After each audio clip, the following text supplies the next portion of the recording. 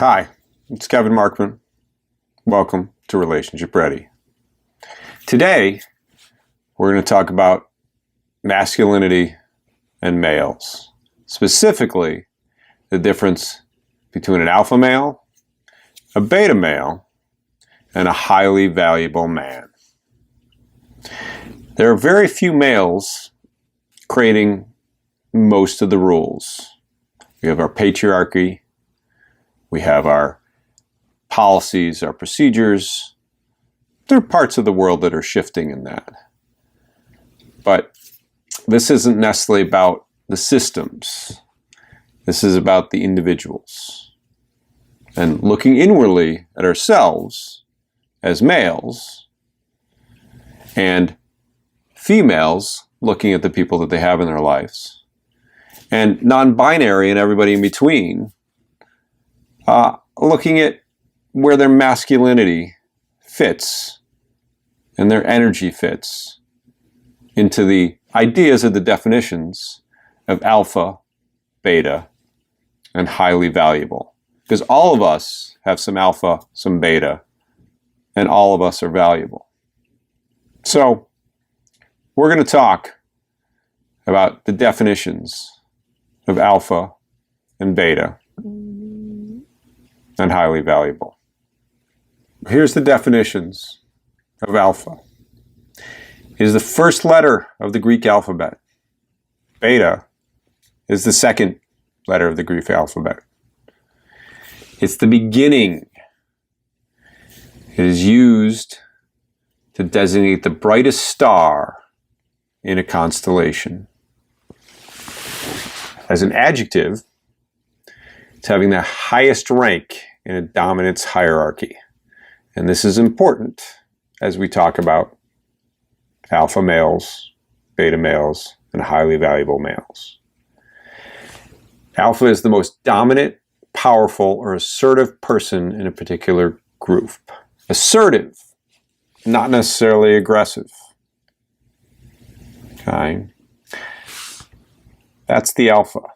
Think about that for a moment. Do you fit? And the men in your life fit as alphas? Let's see about the betas, the second letter in the Greek alphabet. It is a star that is usually the second brightest of any constellation.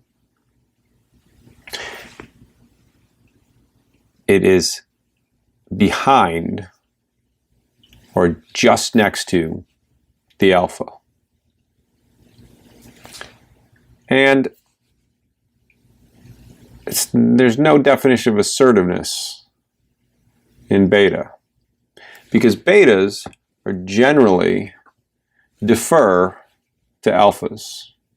They step behind, they step in front, they walk around, not because the demand or aggressiveness of any alphas, but because of the power and the brightness and the charisma of the alpha. There are very few alphas, relatively speaking, to the number of betas, because you can't have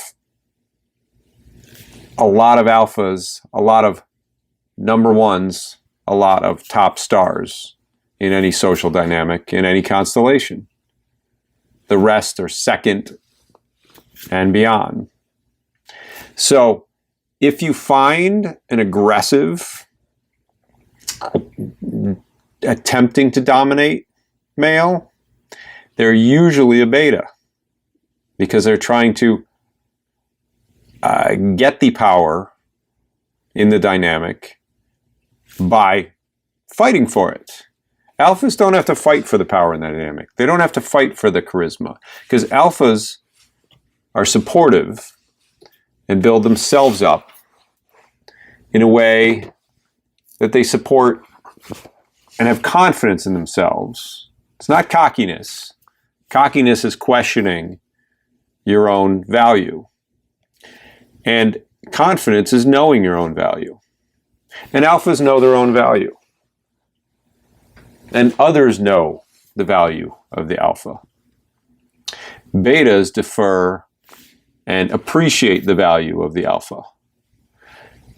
And alphas with each other build each other up and build others up. Because wouldn't it be nice if we could all function at our full capacity?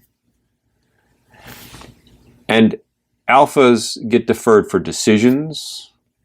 They get deferred for love interests. They're the ones who are in the club, bar, the work environment that get deferred for the decision making, not because they're actively seeking it out, but because the energy turns towards them. And they know that others know that they're valuable. And they don't have to question it. They don't have to go into anxiety and go, am I valuable? Am I not valuable? Am I useful in this meeting? Am I useful in this relationship? They already know they are. Because they're clear on decision making, clear on what they want, and they don't have to ponder because there's a clarity in knowing. And in knowing is confidence. There's a clarity and confidence. So there's alpha males, there's beta males, and there's highly valuable males. What's a highly valuable male? Well, what's valuable?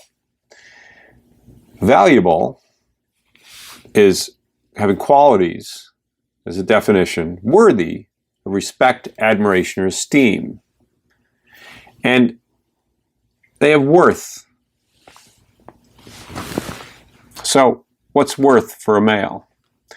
Worth for a male are all those qualities that people put of what they would like in their prince, or they would like in their dad, or they would like in their next relationship, or what you put into your relationship, what you were looking for in that male, of your criteria.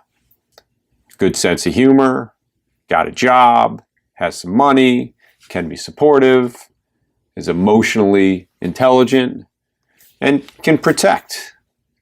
Doesn't that sound like the stereotypical ideal male? Well, the presentation of many males, especially beta males, is that they have some of those things. And then over time you realize it's a glass house that they shouldn't throw stones, or they don't have the confidence in that. So maybe they don't think they're that funny, or maybe they're not confident that they can not just have a job, but are worthy of bringing in support, resources, money, as well as people to become a support system. And alphas build each other up. So there isn't the competition. Competition comes from betas fighting for each other. And people who don't know their value trying to take away from the alpha. Because an alpha is not trying to control or contain. An alpha is just living their life and enjoying living their life, making their decisions, doing what they would like, doing what they can to bring each other up. So how do you figure out which is which? Well, listening is essential. Listening to not only the voice, the energy, the decisions, the process, and the supports. If you're built up by somebody, if they make decisions, if you feel safe around them, they're probably an alpha male. If you start to question that, and you see the cracks in their confidence, and question yourself as a male, or question the males in your life, and they don't know or willing to confidently explore themselves, then you're pointing out the cracks, and they may not be alpha. They may still be highly valuable. They may be able to be there for you. They may be able to be supportive. They may be able to protect and to be able to help build you up. Because highly valuable males do that as well. But the difference between highly valuable male and alpha is if you have an alpha in the room and a highly valuable male in the room, the highly valuable male will defer to the alpha because there's only one alpha at a time. So if you have two in the room, then they support each other and build each other up. They don't compete. They coexist and co-support. And a highly valuable male will support the alpha as well. And the betas will fall to the background. They'll be the ones who don't shine and sit behind the star of the alpha. And can you change this? Can you adjust this? You can make decisions and become more confident. Alphas are developed and lock in fairly early through the development. Betas can become highly valuable, but it's a challenge to become alpha. Is it possible? I don't know.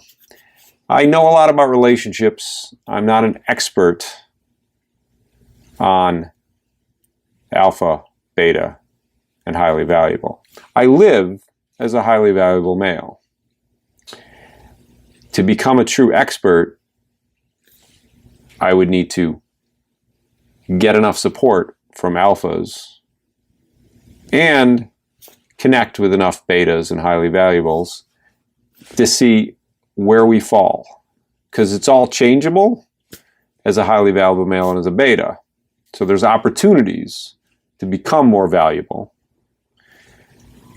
But if you walk into a room, you can become more confident and you can be the shining star in a room of other people who are highly valuable males if you are the most valuable in there.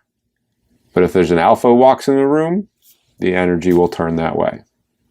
So, how valuable are you?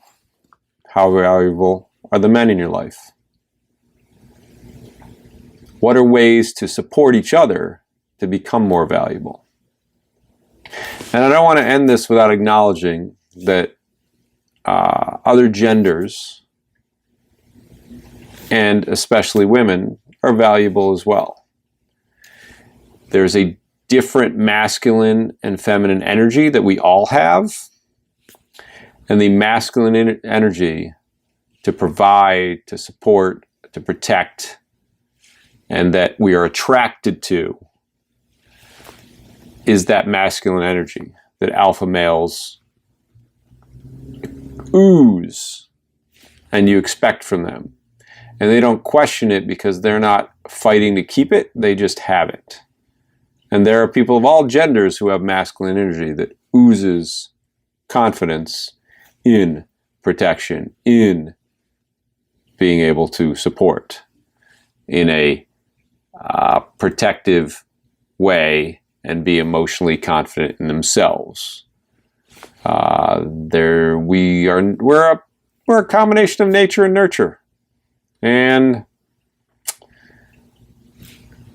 all that becomes malleable except for there's always a number one.